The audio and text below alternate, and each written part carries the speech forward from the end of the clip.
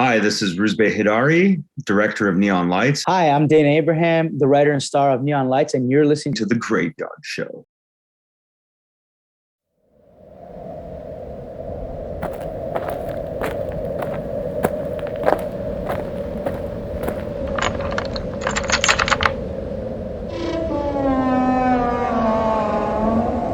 Welcome to The Graveyard.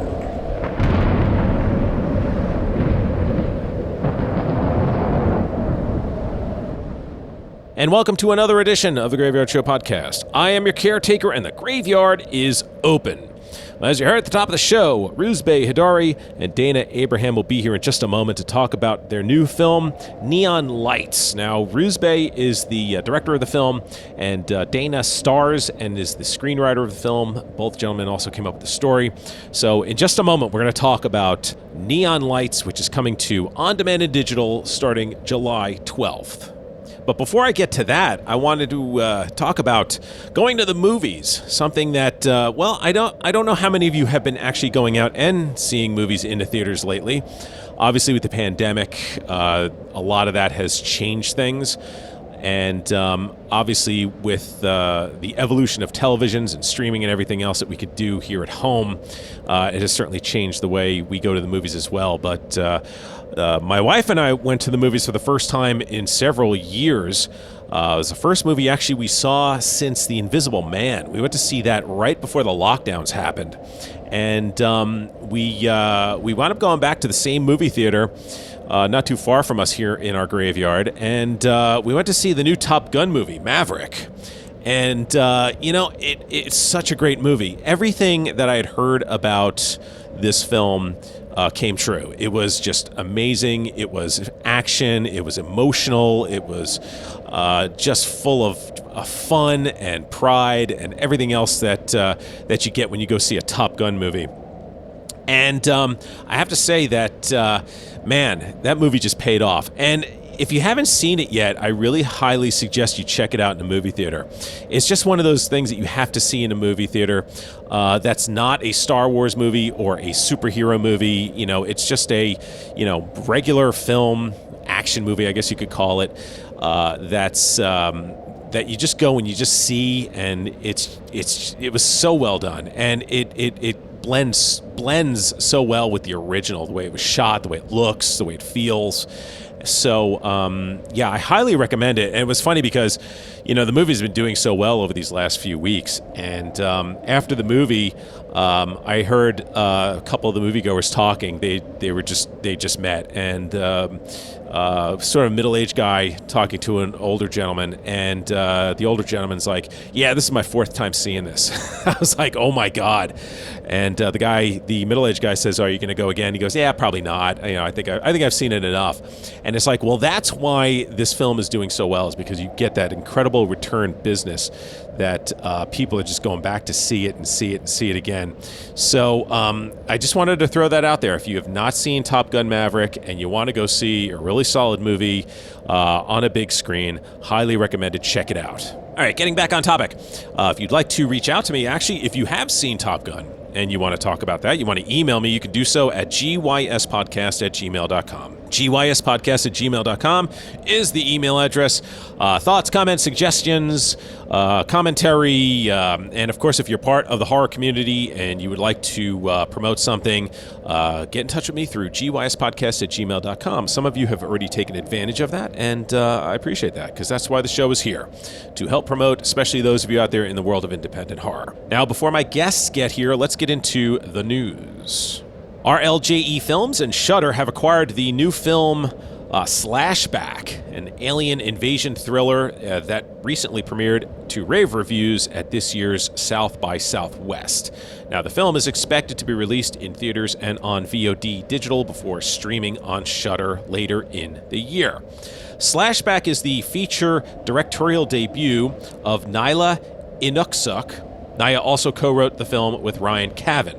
Critics have embraced the film after it debuted at South by Southwest, with Variety's Peter DeBrugge writing, Indigenous director Nyla Inukshuk imagines an alien invasion thriller that works on multiple levels, empowering the community in which she made it. He went on to compare the film to cult favorite Attack the Block, adding that Slashback seems bound to find that same cult following. Set in the mountains of Baffin Island in the Arctic Ocean, Slashback opens as the village wakes up to a typical summer day.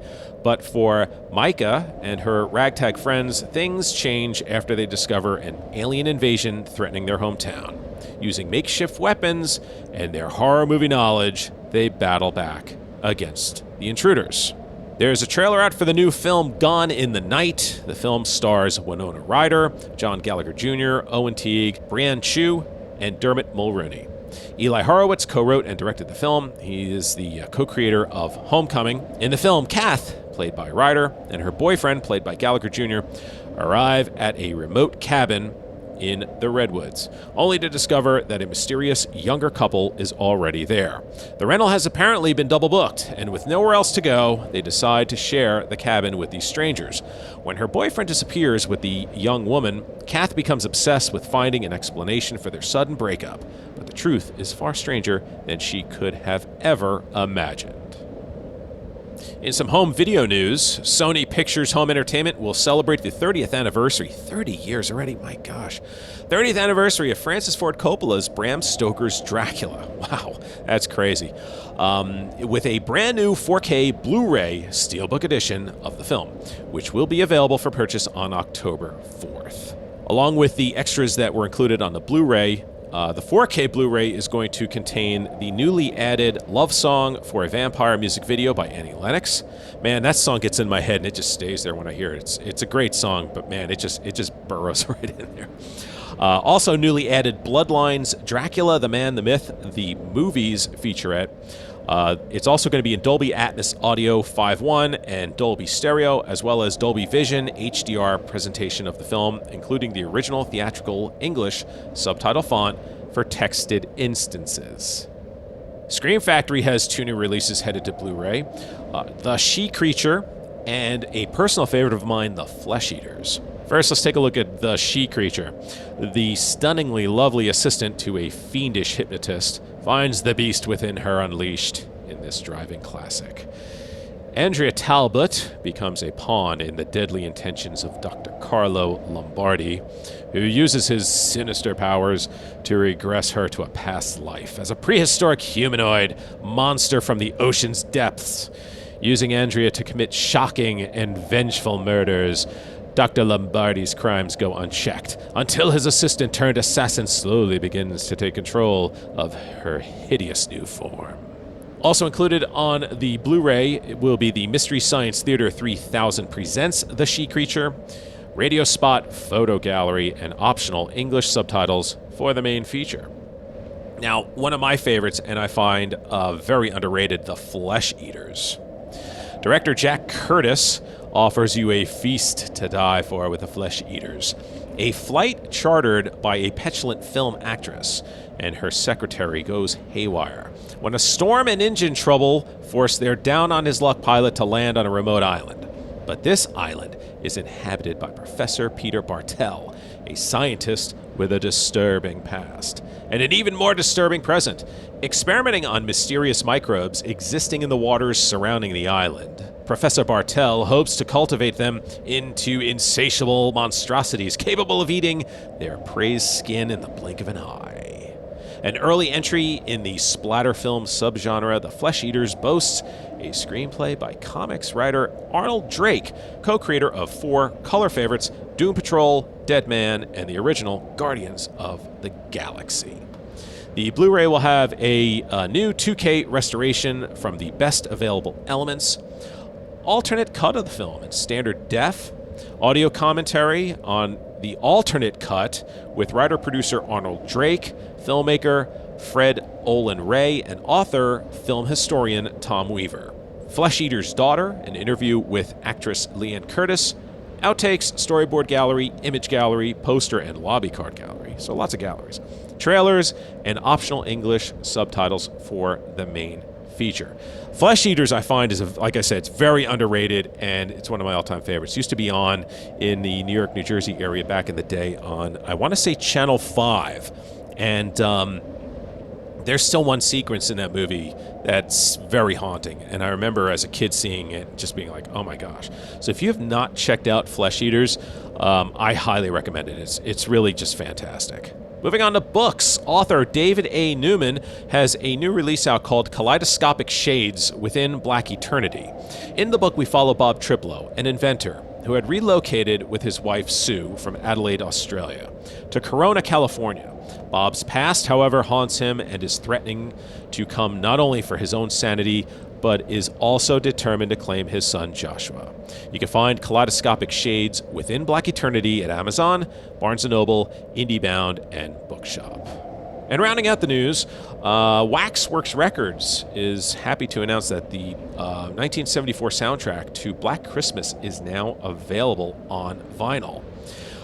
They say that they are excited to announce that Black Christmas, the original 1974 motion picture soundtrack LP by Carl Zitrer, is shipping right now, and it features the complete soundtrack on 180-gram blood and garland swirl-colored vinyl. The artwork is done by Gary Poulin. Composer liner notes, deluxe packaging, and the infamous phone calls from the movie and more. So limited stock remains, so if you want to check that out, go to Waxworks website, and you can order it there. All right, let's quickly look at some notes. As I'd mentioned previously, there's going to be a flash sale for the 1980s science fiction super documentary In Search of Tomorrow. That's going to run from July 21st through August 7th. So if you want to learn more about that, go to 80scifidoc.com. That is 80scifidoc.com. You can learn more about that. If you have not seen it, I highly, highly recommend it. Staying on topic, the team that brought you the soundtrack to In Search of Tomorrow, talking about Jamie Chambers and Don McLennan Jr., otherwise known as Weary Pines. They are currently working on the latest soundtrack for In Search of Darkness Part 3. And if you would like to buy any of their soundtracks, you can visit them at their website, wearypines.com, wearypines.com, wearypines.com. You can buy their soundtracks there, and they just redid their website, and it looks fantastic. I emailed Jamie the other day letting him know it just looks just fantastic. It looks great, and really happy to see that all's going well with them. And if you just stream music, or if you just have to just stream music, but if you do stream music, which I guess, well, all of us do now, if you could check them out on whatever streaming platform you're listening on, it helps with the algorithm. So whether it's Spotify, Apple, or wherever you stream your music, if you could just listen to some of their tracks on there, I know the boys would really greatly appreciate it. It just helps them out and gets them noticed on the streaming platform. All right, on the other side of the interview, I'm going to give you some information regarding the Graveyard Show podcast and some new material that's online as well for that. But as you hear in the background, there are some new graves being added. And when that happens, that means my guests are here, and it's time for me to get to work.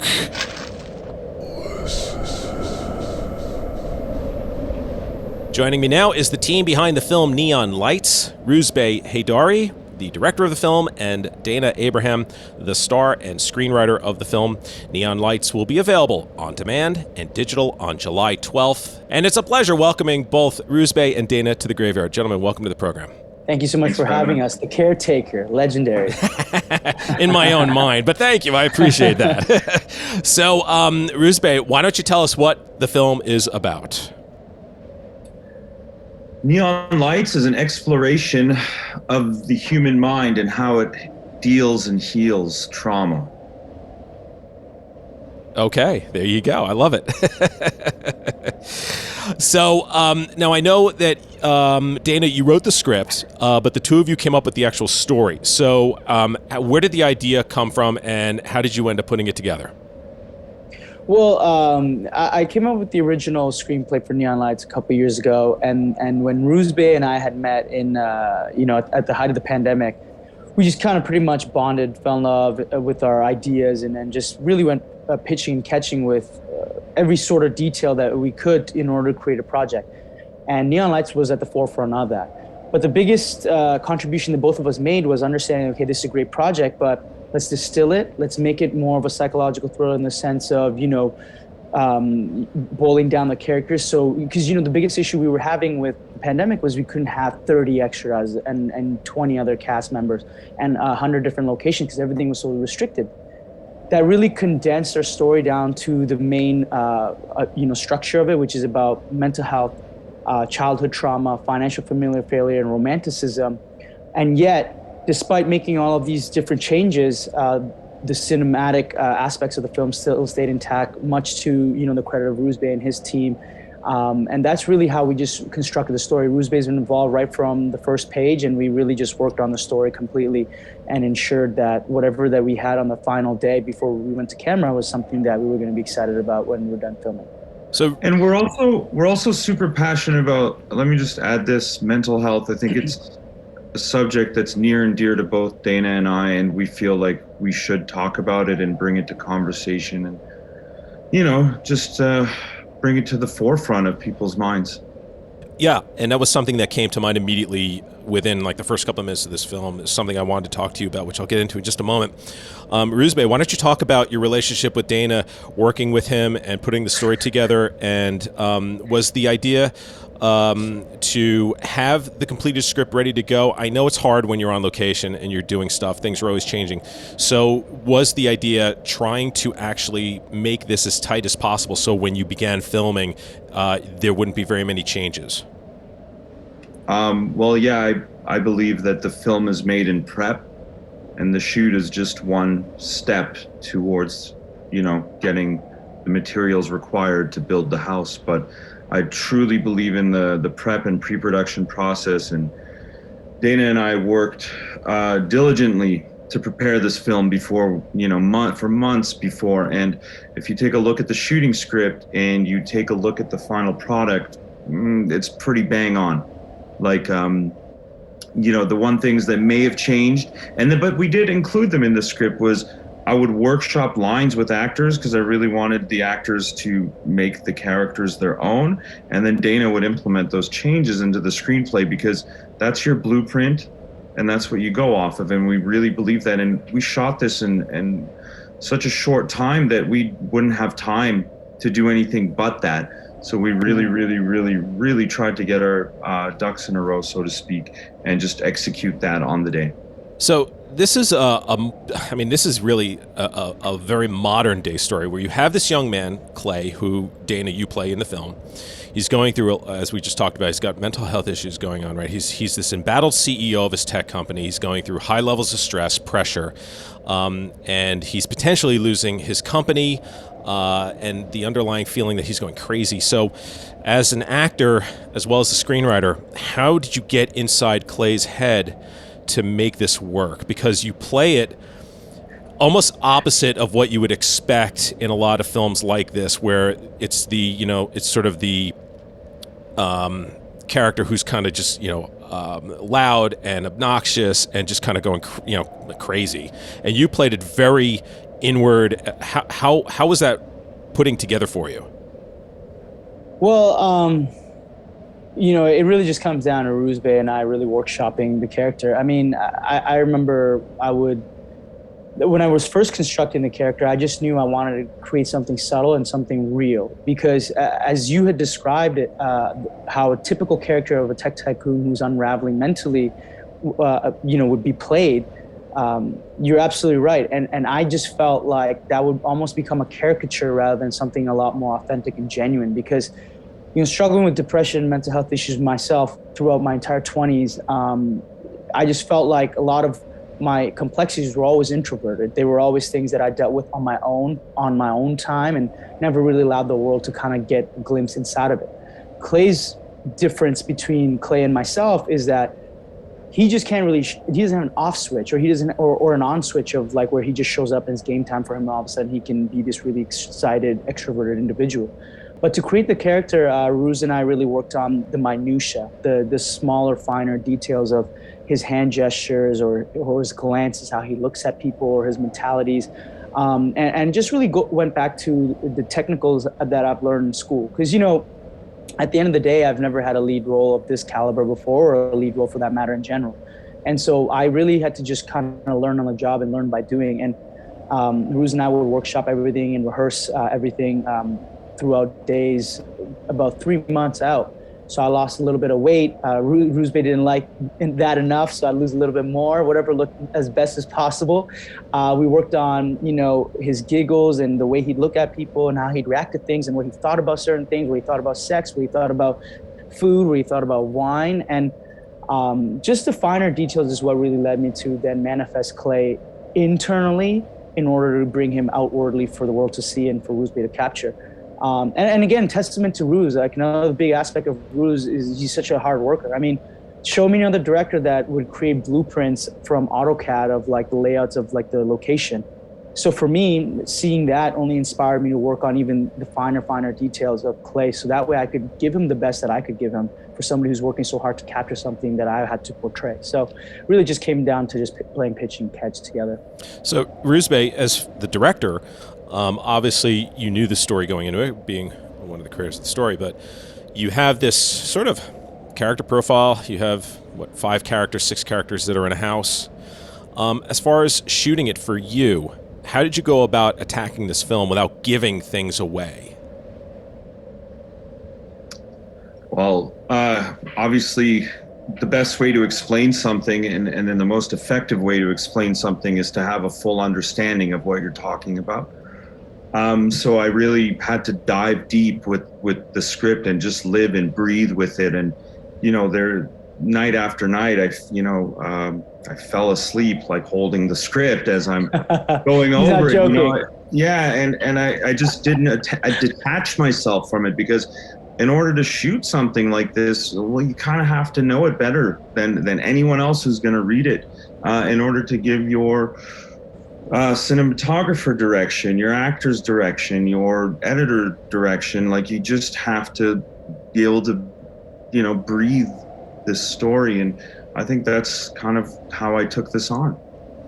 What's interesting to me, well, there are 2 other things, mental health obviously being the primary underlying theme in this film. There were 2 other things that stood out for me.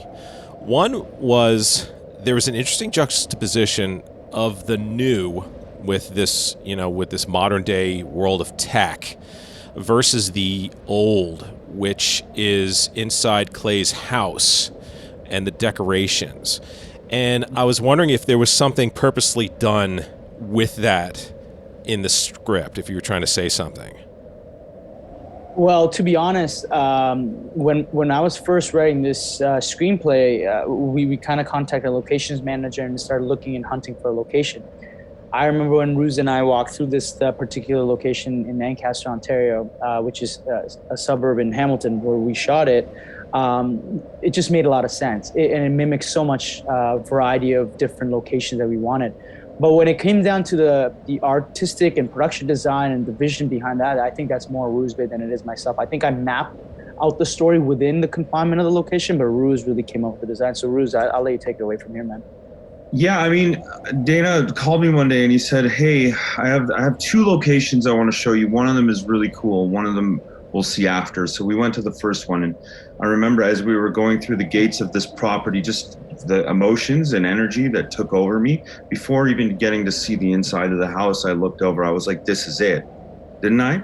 Yeah. I was like, "This is it." And then once we got into the house, I was really convinced. And Dana, being so clever and quick, actually started tweaking the mechanics of scenes in the screenplay to fit the geography. But if you look at the design of what's in the shots, it's full of symbols and metaphors, and there's little things that you can catch on that just layer to the story. And I think in a way, the old versus new comment that you have, the way I saw it was, Clay just hanging on to bits of tradition. You know what I mean? Because he's such a tech guy, and he, he's working with technology that's so advanced. I mean, that to me was a representation of him hanging on to something human and traditional. One of the things I learned from Clay was never to be late. Always be on time. And you know what? Rouzbeh's learned that about Dana too, so it's okay. It's pretty much the same thing. That's great. I'm early for everything now after meeting Dana. I'm like, all right, I'm sitting around for half an hour. Ruz and I talk, and like half the reason why I don't date is because they're like 2 minutes late and I just leave dinner. So it's like, it doesn't work. Oh, that's so that's great. a real thing. So Rouzbeh, let's talk about shooting this film during the pandemic. So as far as the restrictions goes, how did you guys plan it out? How was it in terms of looking at the daily schedule going, okay, well, having things on standby as a just in case? What was it like working on set, in these conditions? The first thing that jumped out to me, and this I know this doesn't sound like much, but in order to create atmosphere with lights on film, every shot you see in a film is hazed. There's haze, there's atmosphere to create those shafts of light. And we were told that we couldn't haze because of COVID and nobody knew what really was going on. So we accepted it. And, that was visually one of the biggest challenges is, okay, we got to light these big indoor scenes and it's got to be moody lighting, but we can't haze, so we can't create that atmosphere. We really worked hard, and Dimitri, our cinematographer, really tried to wrap his head around that and how to light without haze. Second of all, and this is a testament to the cast and crew of this film and how much they really wanted to see it cross the finish line. We essentially lived in a bubble. Like, we didn't all live together. A lot of us did, but nobody was going out on the weekends. Nobody was visiting friends over the weekend. Everyone was so committed. And thankfully, not one person got sick during this time. Not one person. We had that little app on, you know what I mean? And not one person came close to a case. So, really, we had things on standby. But we were just putting all the trust and faith into the universe and into each other. We really trusted each other. And, I'm so thankful that there was no hiccups, no bumps. And we were so efficient that one time I went to Dana and I was like, I pulled him aside and I was like, Dana, it's like an hour and a half left in the day. I got nothing left to shoot. He's like, shoot something. Shoot something. I was so mad. I was like, yo, you're wasting time. We paid for this to shoot it. No, the one thing I'll add is Dale McLean, our first AD, he essentially, when we were looking for a first AD, he interviewed us, Ruz and I, and he wanted to make sure that we knew what we were doing. He's never worked with us before, and he's so well experienced. What is it, Ruz? 30 plus years he's been a first AD. He's worked on so many stars' first ever films and so many directors' first ever films, and so he kind of is really well versed in how to schedule. And he's so calm, he's so collected. He's an AD that just doesn't really need to raise his voice, and if he ever does, that there's something really significantly wrong. Then coupling that with the logistics and the mapping and the planning of where are we going to keep the crew, where's the actors going to be kept, and how are we going to eat, and despite being one of the first productions coming back out, specifically in the independent world and the height of the second wave, we actually executed on all levels phenomenally. And that's just a testament towards the entire crew, cast, team, medic team, executive producers who worked tirelessly to ensure funding was there when we needed it. And, we're just super grateful. Ruz and I would just show up and do our jobs that we prepared for. But everybody did risk a lot. And, as he said, everybody would stay in. They were really careful, and that just goes down to their character, and that has nothing to do with us. It just has to do with them. Well, that's great, because it does take a commitment, and I'm glad to hear that everyone took it seriously that way, because it's too easy for people to just kind of sneak off and just do their thing, and then the next thing you know, you got a problem. And that's fantastic, especially when you're doing independent stuff. It's like time is money, and there's not always enough of the money. Can I give a little secret? Yeah. clever Dana secret? Uh-oh. Can I do this one, Dana? Yeah, go ahead. I know what you're saying. So brilliantly, one day he comes up to the execs and he's like, "All right, how about we just have the Thursday or a Saturday off?" No, it's Sunday to Thursday shoot, so that Sunday way they to don't have a Thursday. Saturday night out. Yeah, because they have to come to work on Sunday morning. Smart. That was brilliant. I mean, I'll never forget that. That was brilliant. That is you awesome. That's great. You know, more productions should take that into consideration because that would make a difference. Well, I mean, if you don't have a Saturday night out, there's nothing you can do. I mean, nobody really goes out Friday nights. You just came home from work, so you're tired. So nobody really goes out those days. So I figured if I take away a Saturday night and becomes Sunday for them, it's less likely. They'd have one less day where they can go out, right? So, I mean, again, it goes down to their character. I'm not saying that I manipulated them into, being great people and just like being caring. I think our entire crew was just incredible regardless. But I mean, it's something that I use in the project subsequent to that and it worked then too. So I'm going to keep trying it. Nice. Well done. We talked about the crew. I'd like to talk about the cast. You were able to get a twofer when casting Kim Coates. You cast Kim as Denver, and you were also able to get his daughter, Brenna Coates, to play Clay's doctor. So was that by chance or was that on purpose? Nope. So how the situation with Brenna worked out was I emailed Gail, I believe, enough times that I'm pretty sure, and I make this joke, but it's kind of real. Like, I thought she was going to get a restraining order against me with how many times I was emailing her. Ruth. I was emailing her a lot. And Gail is Kim's agent, just in sorry about that. Yeah, Gail is Kim's manager. And Gotcha. I just kept emailing her, trying to lock Kim in and try to get him to read the script. And the first email I remember, she just said no outright. And she kept going back, and she's like, all right, well, you're persistent. I'll get the script in front of him. And she threw down a note where she said, this therapist that you have, if you can, bring the age down a bit, I just think there's, a great way where you can get Brenna involved as well. The two of them really are looking to work on a project together. And what she was throwing down, Ruz and I picked up. So we were able to really work her into the screenplay. And, at the end, it just worked out so perfectly. Like, it was a brilliant move on Gail's part that inevitably really made the screenplay just that much better. And I will say this too, again, testament to Dana's quick thinking, on his feet, and effective thinking.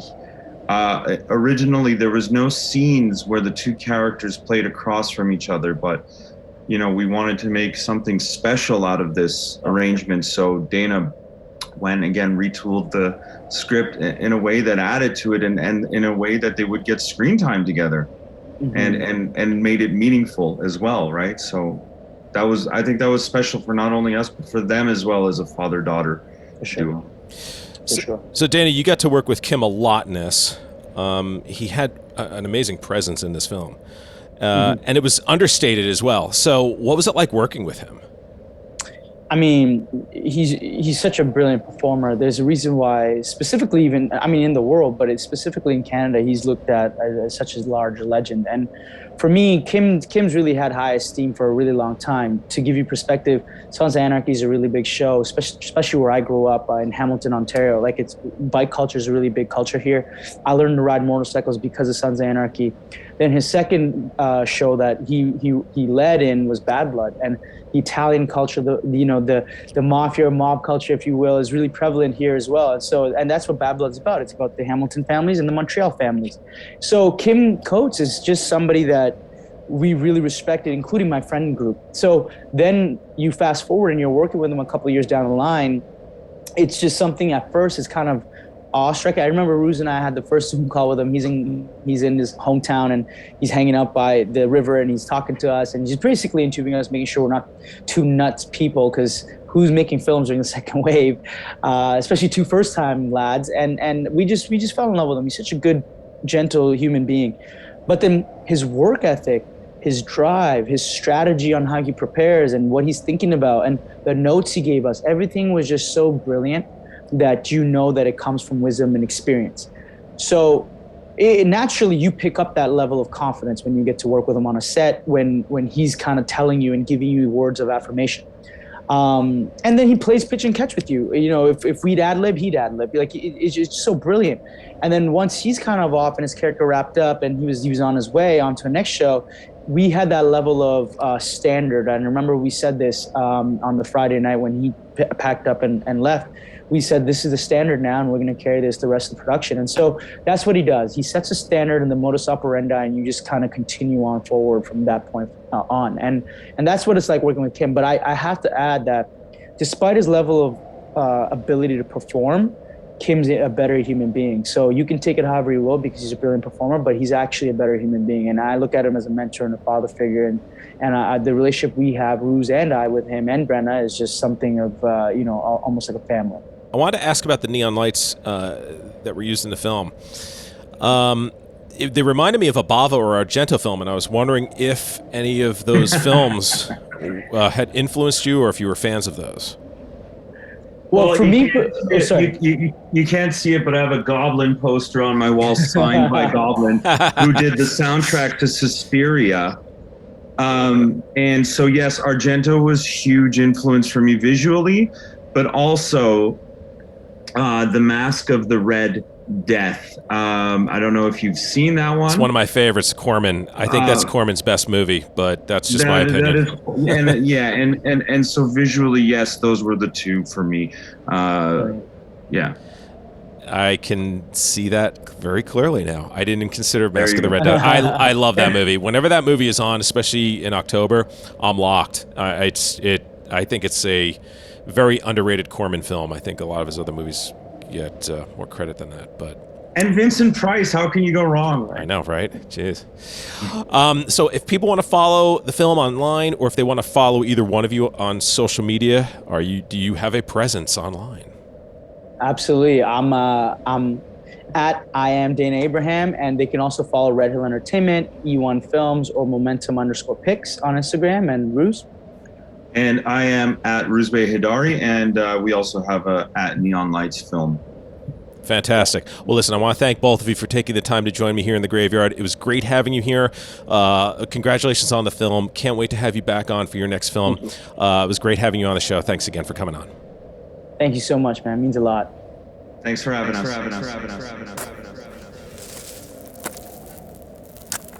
And as I put this interview to rest, I want to again thank Rouzbeh and Dana for joining me here on the show. It was great having them here. And again, Neon Lights, on demand and digital, starting July 12th. This was one of those interviews I didn't think I was going to get, and it certainly had nothing to do with my guests. I had, more than a little bit of a problem. I had a very big problem. There's a very popular audio software that I use that is subscription-based, and my yearly subscription ran out and didn't realize that it was tied to the actual software itself. So when I went to open it, there was nothing there. So I had to go to a backup software that I've never used for the Graveyard show, so I had to scramble putting it together, making sure everything worked, especially for this interview, because there's nothing worse than saying hello to someone and they don't hear you. Had that happen once already this year. Not a fan of it. And that time was because of a faulty cable. Or a faulty operator in my instance. You just never know. But anyway, very pleased to have them on the program. It was great meeting them, and I wish them well with this film. And definitely look forward to having them back on the program for their next film. Now, in the meantime, if you listen to the Graveyard Show podcast as a podcast, I highly recommend that you subscribe to the Graveyard Show podcast YouTube channel, because while there's a lull between shows like this particular instance, there is still material that I'm uploading to YouTube, such as the old BC's Video Vault segments. I just uploaded 2 more of those, and there are 2 to go, which will be uploading soon, as well as some of the old horror promos that I have from 2009 and 10 from many of the shows from the old Horror Podcasting Network days. And I don't think, though, many, if any, really are still around. So I grouped a bunch of them together, put them together, and uploaded them to YouTube. So check it out. I think there are about 5 up right now. And I'm also going to be uploading the old Graveyard Show podcast promos from 9, as well as some of the sponsor voiceovers that I did for the show, and also the caretaker appearances on other podcasts that I did back in the day, which was always fun to do. Now, I want to mention something else, because one of these appearances that I did was for the Splat Academy Awards for the Splattercast podcast. And it was the rare time that myself and my fill-in host, The Undertaker, otherwise known as Rich Peterson from Madison Horror, appeared together on the program, and we were announcing the nominees for Best Horror Television Show. And it was really fun going back and listening to it. And what I wanted to say was, off of that, I'm going to be starting to upload some of the old Graveyard Show classics back when The Undertaker was filling in on the program. And, it's something that's long overdue, and it's something that I've been wanting to do for a while. Rich's contributions to the show back in 2009 and part of 10 have always been greatly appreciated by me. He picked up the show when I was just going to kind of just let it sit there and just do nothing. And he picked it up, he took it on, he hosted, he edited it, he got the guests. And, I think it's long overdue to start featuring the interviews that he did with many of the guests that he had on back in that time period. So I'm going to start putting those together fairly soon, and once I do, I will get them up and I will let you know when they are up. So The Undertaker is coming to the Graveyard Show very, very soon. In the meantime, I wanted to also invite you to join me on my latest endeavor, Catacombs of Horror. It can be found on YouTube, as well as on the Graveyard Show Podcast's YouTube channel. There is a link for it. You can go on, click on it. It'll take you right to where you need to be.